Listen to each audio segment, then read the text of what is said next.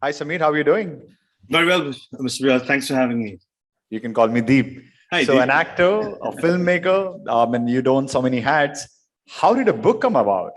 What was the inspiration? Well, actually, the book, like it titles, My Experiments with Silence, a diary of an introvert. So I used to maintain a diary whenever I was troubled and stuff, because I figured that whenever you're going through some kind of stresses, uh, friends, family can only help you so far, right? Because the typical answer would be, hey, get over it. Hey, you're thinking too much, especially if you're an introvert. Hey, let's just go out and party. And I'm not the kind who would brush things aside. I want to get to the bottom of it. So I chose that for a couple of years, I would stick just right. My outcome, my communication would be restricted to just writing, whatever I thought, whatever I felt, I just wrote. And I was going through some trying time personally and professionally, and that came out the diary. And now after pandemic, I was approached to write memoirs, and I said, look, I don't want to really write memoirs, but I have something that I've written which has, I think, a lot of value. A and B is relevant in today's day and time. And most of the books that I saw out there in terms of dealing with anxiety and depression, because that's what we saw all around during pandemic, it's always kind of like the end result, which is to say that 7 ways of doing this and 8 ways of doing that, all right? And I really wish it was really that simple. I mean, I wish I could just snap in my fingers and get the 7 ways and reach the end.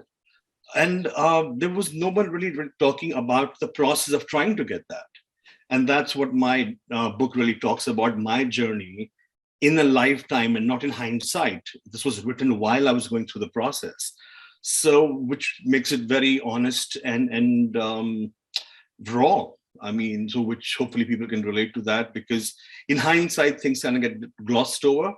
And I didn't want to give any gyan or knowledge to people. I just wanted to share what I experienced. And I thought maybe a lot of people, especially introversion, because I think we live in an extroverted world where introverts feel left out and are trying really hard to become part of it or think there's something wrong with it. So Sure. that's was the kind of questions I raised in that book. And then also one big question, which I think is that what is success? Because I've chased it all my life, right? Very often when you say success, you have these 5-6 variables in which you'll say, okay, you should be financially well off, or in social media, have a good car, a good home, good vacation, blah, blah, blah. That's what's being sold right now. Okay, and so my question is, who defined that? Who says that is success, number one? And how does that automatically lead to happiness? What about happiness, right? So that's the other question I'm raising. And today, I've been listening to a lot of people, and we're trying to figure out how to be, happy or being, well-being. But my biggest question is, what does it really mean? Before we pursue something, we need to know what it really means to be happy, right? We have a very generalized look at happiness. We have these 5-6 variables: good friends, good family, a healthy life, and healthy this and healthy that, and you're happy. Mm-hmm. But who defines that? That is like balancing about 5-6 saucers, like a juggler. He's balancing these 6-7 saucers and saying, okay, my health should be good, my family should be good, my friends should be good, my this should be good. And that cannot be easy. Mm-hmm. So that cannot, to me personally, be an answer. Sure. To me, the way I see it is, happiness is totally subjective. You have to find out what is it that makes you happy. So, like in the book, I kind of say that, are you sure that the dream you're dreaming is really your dream, or is it the dream that you were sold as a child? Growing up, what was mattered because of our elder generation, what they went through, they'll say, oh, come first, get good education, get a good job, get this, da, da, da, da, da. Because they thought that was what was necessary, right? And Sure. that we are conditioned by that. Sure.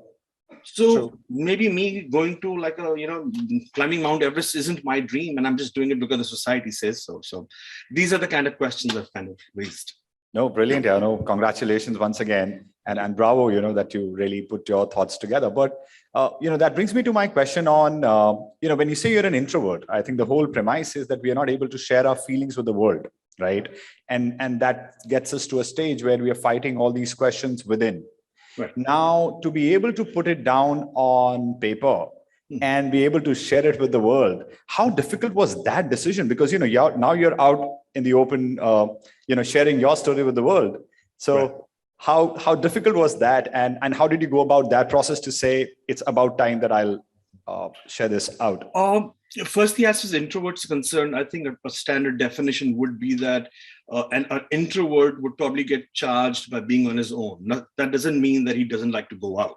It's just that going out would be something that will drain him, which I'm sure a lot of people can relate to. You go to a social function and you come back home and say, God, I'm tired. Right?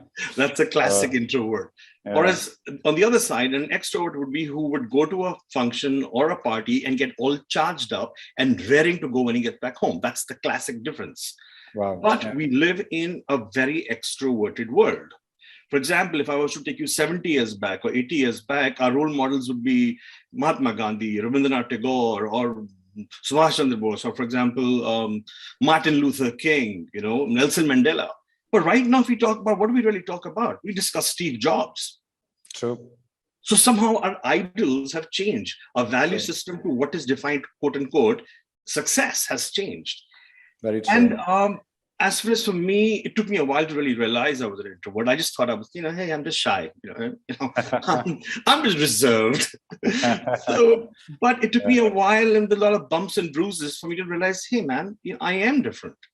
True. I mean, and I'm not going to keep pushing myself against a brick wall, trying to be something that I'm really not. I can adapt to it to a certain degree, but there comes a point that there's so many of us, there's so many introverts in this world who are struggling on a daily basis. And where does the anxiety come from? The anxieties come from because you're trying to be something you're not. You're trying to achieve something which you really don't believe in. True. Right? So although this, as far as my difficulty was concerned, I wrote this about 10, 15 years back. It was written a long time back, and I locked it up, and it wasn't meant to be shared with people. It was for me. I just wrote it. It was therapy. It was catharsis for me. But seeing the things around, and then I saw, because also the business I'm in which you need to socialize, you need to do these things. Yeah. And I just thought, man, it is not right. Someone's got to open up. We cannot be selling these dreams of little, especially with social media, with little kids standing in front of a Rolls Royce and thinking that's cool and that's good. Yeah. Because you're building another generation of people who would aspire to be that. And there will be a lot of percentage of people who will not relate to that, but will do it simply because that's what they're seeing and being told. True. Right? Very true. So I thought it was about time. And I was like, man, if I'm judged for it, I mean, I'll give you an example. I suffered from anxiety for the longest time, and I still do from time to time. I seek counseling. I've been on medication from time to time. Mm-hmm. And the strange thing is, a lot of people go to work, they are tired, they come back home, and they'll make 2 pegs of whiskey or any other chosen drink. And that is okay. That is normal. But if you were to go to see a shrink or a psychologist, they'll say, is there something wrong with you, Samir? What happened? So what is going on? There's something... At any given point in time, a bar at 2 o'clock in the morning, 1 o'clock in the morning is crowded with people who are stressed the hell out and they're drinking themselves numb. And that is okay. And that is entertainment. But if I was to seek help from a specialist, there's something wrong with me. And I got just sick of that, and people, just kind of avoiding the big elephant in the room. And I can understand in India, because we still are, a growing economy where we're struggling with making our ends meet. So to tell a rickshaw wala or somebody else, listen, a rickshaw wala's son says, Papa, I'm feeling anxious. He'll give one slap. He said, Kaam kar. Abhi dal roti kamani hai. Aaj ka kaam kar, right? So I totally get it. So at least in the rural area, I get it. But in the urban people, we are living a very westernized life. And I think it should be talked about and not be shunned. Let's look it in the eye. I mean, wear your introversion as a badge, because introverts are far more, sensitive and empaths. So they have great things to contribute. No, well, I think it was great talking. I'm sorry, time's up. I might take just one last question, if that's all right. So how do you switch off? Because you're in the glam business, obviously, your friends must be all Bollywood celebrities, and they would have a certain lifestyle, which you have, like said, it's taken a toll on you as well, trying to perhaps keep up or switch off. So what do you do to switch off? What is your one advice you'd give to anybody who believes that he or she is an introvert or is going through some sort of anxiety and needs to strictly switch off? How do you switch off? Well, The question is not as much as switching off. The question is putting yourself first. Yeah. Understand yourself, right? To me, I've understood I need my time. So my phone is always on silent. Only when I'm ready to communicate, I will communicate. Otherwise, it's my time. And is to tell people that it's okay.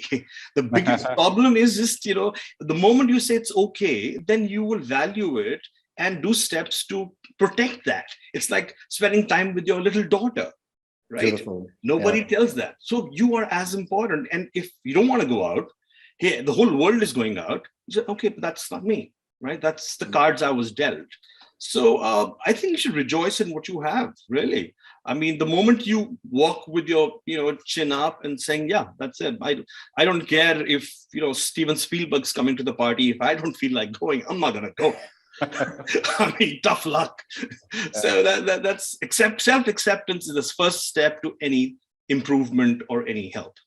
Brilliant. Yeah, it was super well done. It was a pleasure talking to you, and I'm getting my hands on the book as soon as I can. Thank you. Have a great day. Thanks. Bye. Thank you, guys.